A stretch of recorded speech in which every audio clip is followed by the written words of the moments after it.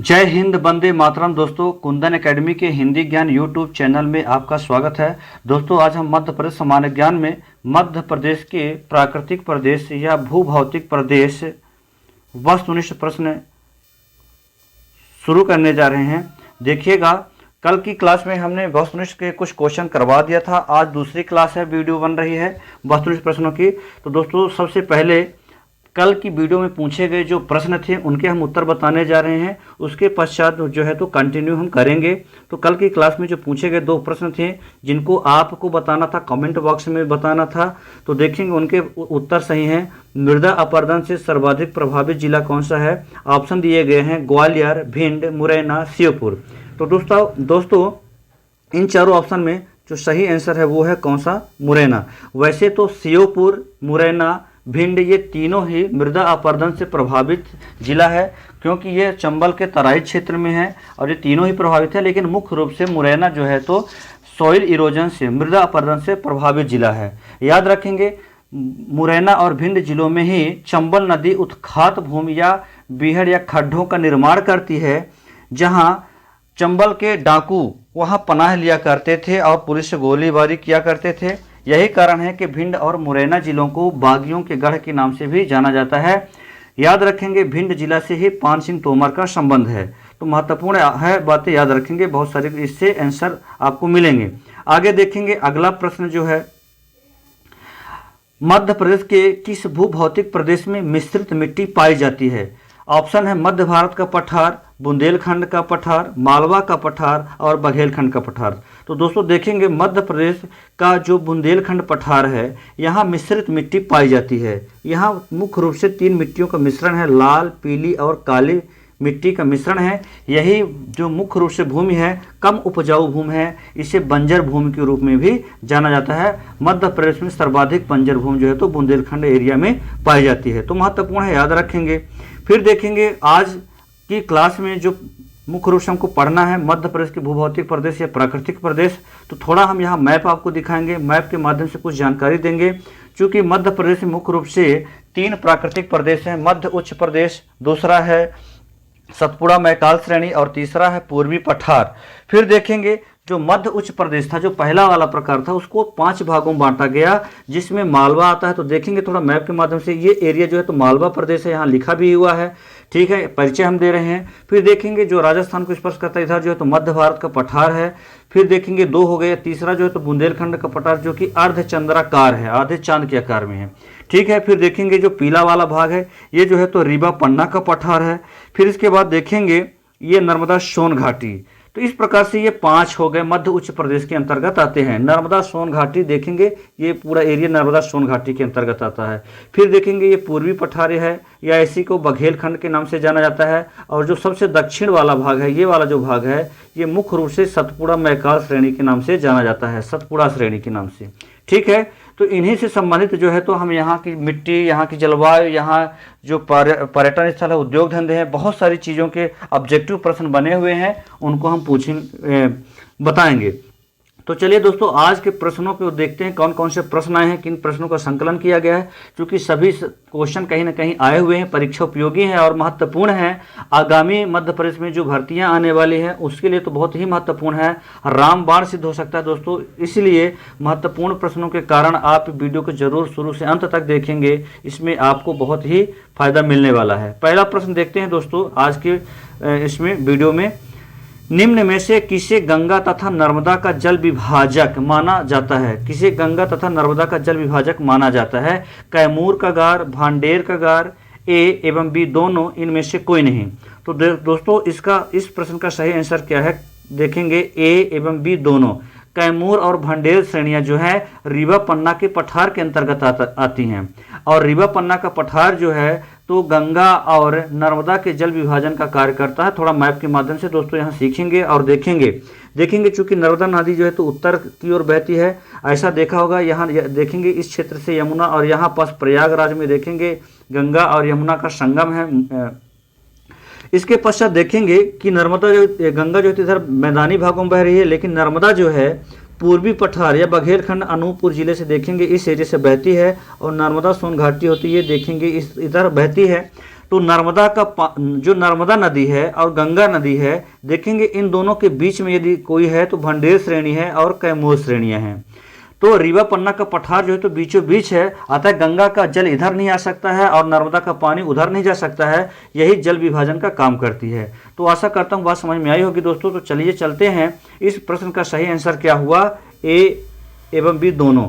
फिर देखेंगे प्रश्न दूसरा है, मध्य भारत के पठार के अंतर्गत निम्न में से कौन सा जिला शामिल नहीं है। यहाँ जिला देखना, डिस्ट्रिक्ट है तो एरिया भी हमने आपको दिखाया है। यदि आपको मध्य प्रदेश का लोकेशन याद होगा, मैप याद होगा, तो आप सही आंसर जरूर कर पाएंगे दोस्तों। तो देखेंगे मध्य भारत का पठार जो सबसे उत्तर की ओर है, वो है उस एरिया में कौन से जिले, इसमें बताना कौन सा जिला नहीं आता है, कौन शामिल नहीं है।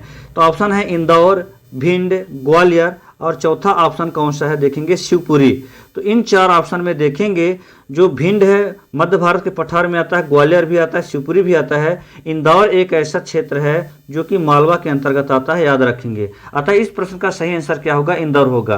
क्यों? क्योंकि मालवा में आता है, मध्य भारत के पठार में नहीं आता है। अगला प्रश्न देखिएगा, अगला प्रश्न है, निम्न में से कौन सा विभाग दक्कन ट्रेप का भाग है। दक्कन ट्रेप की चट्टानें दोस्तों पृथ्वी की आयु के आधार पर जो है तो चट्टानों के भी जो है तो प्रकार बने हुए हैं।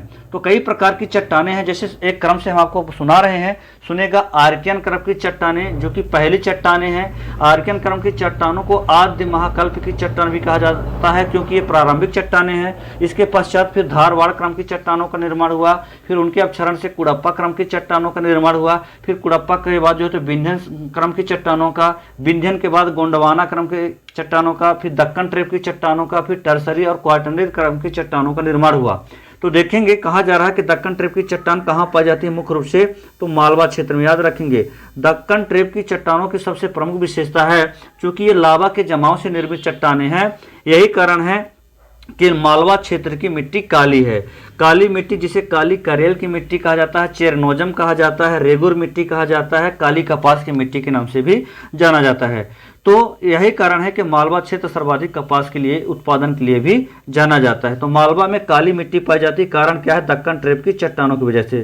तो इसका ऑप्शन डी आंसर सही होगा। देखेंगे चौथा क्वेश्चन है यहाँ पास, जो चौथा प्रश्न है, इस प्रश्न का सही उत्तर है, पहले पढ़ते हैं, भांडेर, कैमूर व पारसनाथ किस पर्वत श्रृंखला के उपविभाग हैं।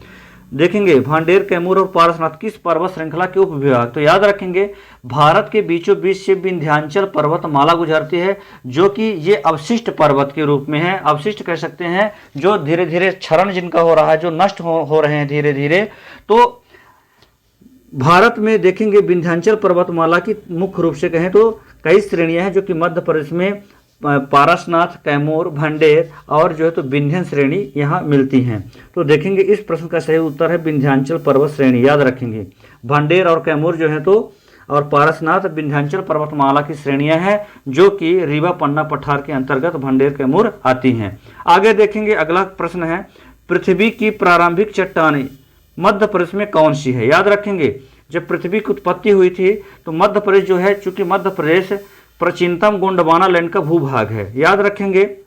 अतः यहाँ सबसे प्राचीन चट्टानें भी पाई जाती होंगी। तो सबसे प्राचीन चट्टान इनमें से कौन है, देखेंगे ऑप्शन है धारवाड़ चट्टान, आदि महाकल्प या आद्य महाकल्प की चट्टानें, गोंडवाना क्रम की चट्टानें और दक्कन ट्रेप की चट्टानें।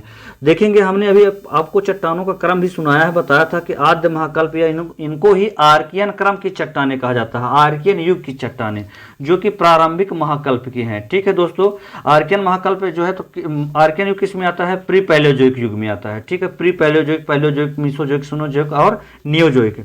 तो प्री पैलियोजोइक जो पृथ्वी का प्रारंभिक युग था उस समय की चट्टानें हैं। तो आद्य महाकल्प की चट्टानें जो है तो मध्य प्रदेश में कहाँ पाई जाती हैं, मुख्य रूप से बुंदेलखंड पठार में पाई जाती हैं, याद रखेंगे बुंदेलखंड पठार। फिर देखेंगे छठवां प्रश्न है, अगले प्रश्न का उत्तर देखेंगे हम लोग, मध्य प्रदेश का कौन सा जिला सर्वाधिक अंतर्राज्यीय सीमा वाला है। अंतर्राज्यीय सीमा से आशय जो दूसरे राज्य की सर्वाधिक सीमा, मतलब मध्य प्रदेश के कई ऐसे जिले हैं जो दूसरे राज्य को छूते हैं, लेकिन सबसे ज्यादा किसी राज्य को कौन सा जिला छूता है। तो इन चार ऑप्शनों में से देखेंगे नीमच, बुरहानपुर, शिवपुरी और जो चौथा ऑप्शन है मुरैना। तो देखेंगे इन चार ऑप्शनों में जो सबसे महत्वपूर्ण आंसर है, जो सबसे ज्यादा किसी जिला को छूता है, तो वो कौन सा है, याद रखेंगे नीमच, सबसे ज़्यादा राजस्थान को छूता है, याद रखेंगे। ठीक है, नीमच एक ऐसा जिला है, देखेंगे जब मध्य प्रदेश का ये मैप यहाँ आप देखेंगे ऐसा करके, तो इस वाले भाग में देखिएगा दोस्तों, देखेंगे यहाँ पास नीमच है, तो नीमच यहाँ से लेकर के राजस्थान को यहाँ तक छूता है। क्लियर है, इसलिए सर्वाधिक सीमा नीमच की छूती है, याद रखेंगे। फिर देखेंगे अगला क्वेश्चन है, मध्य प्रदेश में सतपुड़ा की रानी किसे कहते हैं? महत्वपूर्ण प्रश्न है, याद रखेंगे।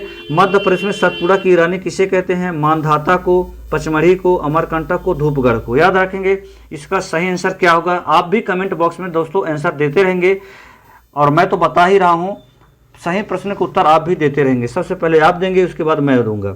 ठीक है, तो देखिएगा इस प्रश्न का सही उत्तर है पचमढ़ी।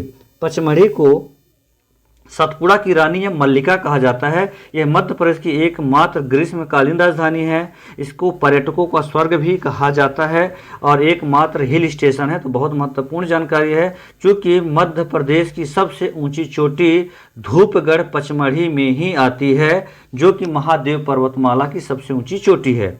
ठीक है दोस्तों, फिर आगे देखेंगे अगला क्वेश्चन है 8वां है, मध्य प्रदेश का कौन सा शहर न्यूज प्रिंट पेपर मिल के लिए प्रसिद्ध है? न्यूज प्रिंट पेपर मिल के लिए प्रसिद्ध है कौन सा शहर?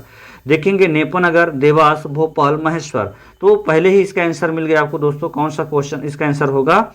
नेपानगर। ठीक है, देखेंगे नेपानगर इसका सही आंसर होगा option A. Newsprint paper mill कहाँ है? नेपानगर में। देवास में करेंसी नोट छपने का कारखाना है। और देखेंगे जो ये आपका नेपानगर है, ये बुरहानपुर जिला के अंतर्गत आता है। मध्य प्रदेश में 2 ऐसे जिले हैं जहां अखबारी कागज छपने का कारखाना है। एक बुरहानपुर है जहां नेपानगर है, दूसरा है शहडोल। शहडोल के अमलाई में ओरिएंटल पेपर मिल है।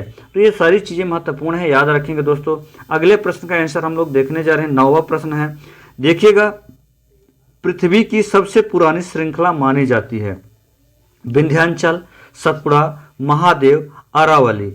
तो याद रखेंगे, पृथ्वी की सबसे पुरानी श्रृंखला में या कह सकते हैं प्राचीन बलित पर्वत कौन सा है? हिमालय वगैरह, हिमालय, रॉकी, एंडीज, आल्पस, ये तो नवीन बलित पर्वत में आते हैं। सबसे प्राचीन बलित है, ये सबसे पुरानी श्रृंखलाओं में किसका नाम आता है? आप लोग सही आंसर दीजिएगा। विंध्याचल, सतपुड़ा, महादेव और अरावली। हम आंसर बताने जा रहे हैं दोस्तों, याद रखेंगे अरावली। अरावली जो कि राजस्थान में है, इसका विस्तार देखेंगे पश्चिमी मध्य प्रदेश तक है। यही कारण है कि अरावली से निकले लावा से ग्रेनाइट और विशाल चट्टानों का निर्माण हुआ और उनके अपक्षरण से मालवा क्षेत्र में काली मिट्टी का निर्माण हुआ। तो देखेंगे अरावली जो पर्वत है, भारत की कह सकते हैं पृथ्वी की सबसे पुरानी श्रृंखलाओं में से एक है। ठीक है, आगे देखेंगे अगला 10वां प्रश्न है मध्य प्रदेश की सीमा कितने राज्यों से मिलती है? बहुत ही आसान क्वेश्चन आ गया है। आप तो ए ऑप्शन सही है। ए ऑप्शन में देखेंगे 5 राज्यों की सीमा को स्पर्श करता है। थोड़ा यहाँ मैप में भी आप देख सकते हैं, जैसा कि यहाँ मैप बना हुआ है, ये देखेंगे यहाँ लिखे भी हुए हैं। कुल मिला के देखना है आपको मैप, यहाँ राजस्थान, यहाँ गुजरात, यहाँ उत्तर प्रदेश, इधर छत्तीसगढ़ और इधर महाराष्ट्र। तो देखेंगे 5 राज्य हो गए। मध्य प्रदेश 5 राज्यों की सीमा को स्पर्श करता है। ठीक है, अब आगे देखेंगे अगला प्रश्न का उत्तर है। 13वें प्रश्न का उत्तर है, मध्य प्रदेश में कोयला किस समूह की चट्टानों में पाया जाता है? मैंने थ्योरी क्लास में बहुत ही ढंग से पढ़ाया था। ठीक है, जहाँ जहाँ कोयला पाया जाता है समझिएगा, वहाँ गोंडवाना क्रम की चट्टानें पाई जाती हैं। तो ध्यान रखेंगे, मध्य प्रदेश का जो रीवा पन्ना का पठार है और बघेलखंड का पठार है, यहाँ गोंडवाना क्रम की चट्टानें पाई जाती हैं। और सतपुड़ा के मोहपानी क्षेत्र, जो पचमढ़ी क्षेत्र, यहाँ भी कोयले की कुछ खदानें पाई गई हैं। अतः यहाँ जो है तो गोंडवाना समूह की चट्टानें पाई जाती हैं। गोंडवाना समूह की चट्टानों की प्रमुख विशेषता ही है दोस्तों कि इसमें कोयला पाया जाता है, कोयला के पर्याप्त भंडार मिले हैं। ठीक है, जैसा कि आपको पता होगा कि कुड़प्पा क्रम की चट्टानों में हीरा मिलता है, विंध्यान में पानी की उपलब्धता ज़्यादा होती है, गोंडवाना में कोयला मिलता है, धारवाड़ क्रम में सबसे ज़्यादा खनिज पाया जाता है। धारवाड़ क्रम की चट्टानों में सोना, निकेल, कोबाल्ट, तांबा, मैग्नीज जो है, ये खनिज कहाँ पाए जाते हैं? धारवाड़ में। ठीक है, तो आगे देखते हैं, अगले प्रश्न का उत्तर देखते हैं। 14वां प्रश्न है, मध्य प्रदेश का निम्नलिखित में से कौन सा नगर कर्क रेखा के उत्तर में स्थित है? बहुत अच्छा प्रश्न है, ऐसे क्वेश्चन आते हैं कई बार, एमपीपीएससी में भी ऐसा प्रश्न पूछा जा चुका है। देखेंगे, लगता है यही प्रश्न आया था कि मध्य प्रदेश का निम्नलिखित में से कौन सा नगर कर्क रेखा के उत्तर में स्थित है, याद रखेंगे।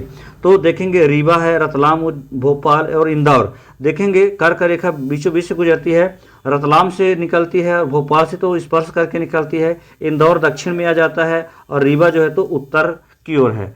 इसलिए कह सकते हैं कि कर्क रेखा के उत्तर में कौन सा जिला है? रीवा है। तो इसका सही आंसर दोस्तों क्या होगा? ऑप्शन ए होगा। ठीक है, याद रखेंगे, इसका सही आंसर ऑप्शन ए है। फिर अगला क्वेश्चन है 15वां, महादेव पहाड़ी किस राज्य में स्थित है? महादेव पहाड़ियां जो हैं किस राज्य में है बताना है। अब ये तो बहुत ही आसान क्वेश्चन आ गया, हालांकि एमपीपीएससी में ही पूछा जा चुका है ये प्रश्न, तो बताइएगा।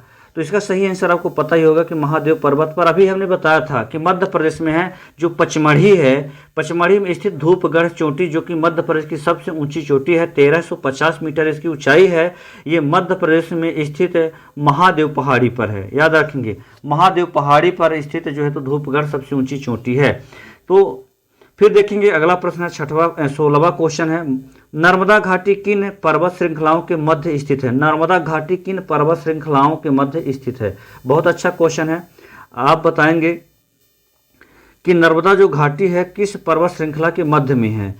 विंध्याचल और पूर्वी घाट, सतपुड़ा एवं पश्चिमी घाट, विंध्याचल एवं अरावली, विंध्याचल एवं सतपुड़ा। दोस्तों इसका सही आंसर होगा, देखेंगे विंध्याचल एवं सतपुड़ा। देखेंगे थोड़ा आप यहाँ मैप एक बार पुनः मैं दिखा रहा हूँ, मैप के माध्यम से बहुत अच्छा लोकेशन आपको क्लियर होगा और सीख भी पाएंगे। देखिएगा यहाँ पास, इधर देखना, ये जो क्षेत्र है मालवा क्षेत्र है और रीवा पन्ना का पठार, इधर से विंध्याचल पर्वतमाला बीचों बीच से गुजरती है। तो ऊपर विंध्याचल पर्वतमाला है, यहाँ भांडेर कैमूर श्रेणियाँ हैं और नीचे देखेंगे ये सतपुड़ा में काल श्रेणी है। तो विंध्याचल पर्वतमाला और सतपुड़ा के मध्य में कौन है? नर्मदा सोन घाटी है। क्लियर हो रहा है, आपको समझ में आ गया होगा। तो इस प्रश्न का सही आंसर क्या होगा दोस्तों? ऑप्शन डी सही होगा। ठीक है, देखेंगे जो 16वां प्रश्न है इसका सही आंसर ऑप्शन डी है, जो विंध्याचल एवं सतपुड़ा के बीचों बीच से कौन सी है? नर्मदा सोन घाटी है, नर्मदा सोन वैली। ठीक है, आगे देखेंगे अगला प्रश्न है 17वां प्रश्न है मध्य प्रदेश के संबंध में कौन सा कथन असत्य है? जो कथन असत्य होगा उसको आप देखिएगा मध्य प्रदेश एक स्थल रुद्ध राज्य है। हाँ, स्थल रुद्ध से ऐसा लैंड लॉक्ड से है, मतलब भू आवेष्टित राज्य है जो किसी ना ही समुद्री सीमा को छूता है और ना ही अंतर्राष्ट्रीय सीमा को छूता है। तो सही बात है, तो ये अभी सही है। फिर देखेंगे ऑप्शन बी है, कर्क रेखा राज्य के मध्य से होकर गुजरती है, ये भी सही है। कर्क रेखा जो है तो राज्य के 14 जिलों से होकर गुजरती है, आपको पता ही है, तो ये भी सही है। अतः ये भी अभी सही है। सी ऑप्शन देखेंगे, मध्य प्रदेश की सीमा 5 राज्यों को स्पर्श करती है, तो ये भी सही है। दोस्तों गलत क्या है? असंगत क्या है? जब 3 ऊपर संगत है मतलब सही मेल है तो यही गलत होगा। ऑप्शन डी इसका सही आंसर होगा। क्या ऑप्शन है? राज्य का क्षेत्रफल देश के कुल क्षेत्रफल का 19.6% है, गलत है। क्योंकि आपको पता है कि राज्य का जो क्षेत्रफल है भारत के क्षेत्रफल का 9.30% है, याद रखेंगे 9.30% है। तो यहाँ ये गलत है, ऑप्शन डी यही असत्य है। फिर देखेंगे 18वां और 19वां क्वेश्चन देखेंगे। ठीक है, टोटल यहाँ 20 क्वेश्चन हमने लेकर आया था, 18वें क्वेश्चन को हम देखने जा रहे हैं। ठीक है, इसका आंसर देखेंगे, निम्न में से किन जिलों का समूह बुंदेलखंड के अंतर्गत आता है? कौन से जिले बुंदेलखंड के अंतर्गत आते हैं? याद रखेंगे उत्तर पूर्व की ओर जो एरिया है, भौतिक प्रदेश है, वो बुंदेलखंड है। अभी उसको हमने दिखाया भी था, थोड़ा देखेंगे शुरू में बुंदेलखंड का पठार मैप में देखेंगे तो देख पाएंगे। तो बुंदेलखंड के अंतर्गत कौन कौन से जिले आते हैं? देखिए पहला ऑप्शन है मंदसौर, राजगढ़, शिवपुरी, ये तो मध्य भारत के पठार में आता है। फिर देखेंगे टीकमगढ़, दतिया, छतरपुर, यही आंसर होगा दोस्तों, सही आंसर यही है। फिर देखेंगे मंडला, डिंडोरी, बालाघाट, ये तो पूर्वी पठार के अंतर्गत आते हैं। रीवा, सीधी, सतना जो है तो ये रीवा पन्ना के पठार में आते हैं। तो सही आंसर क्या होगा? बुंदेलखंड के अंतर्गत आने वाले जिलों का समूह है, ऑप्शन बी है टीकमगढ़, दतिया, छतरपुर। फिर देखेंगे 19वां क्वेश्चन है और 20वां क्वेश्चन है। दोस्तों ये 2 प्रश्न हैं, मैं आपको दिखा रहा हूं, यहाँ देखिएगा। दोनों ही प्रश्नों के उत्तर आपको देना है और इन प्रश्नों के उत्तर कल की वीडियो में मैं दूंगा और आप कमेंट बॉक्स में 19वें प्रश्न और 20वें प्रश्न का उत्तर आप देंगे। ठीक है दोस्तों, तो क्वेश्चन को रीड करना है, ऑप्शन दिए गए हैं, इन ऑप्शनों में से एक सही आंसर होगा। आप कमेंट बॉक्स में आंसर जरूर करना, 19वें और 20वें प्रश्न का उत्तर आपको देना है। तो आज के लिए दोस्तों इतना ही, मिलेंगे अगली क्लास में। गुड डे, धन्यवाद, मुस्कुराते रहिए।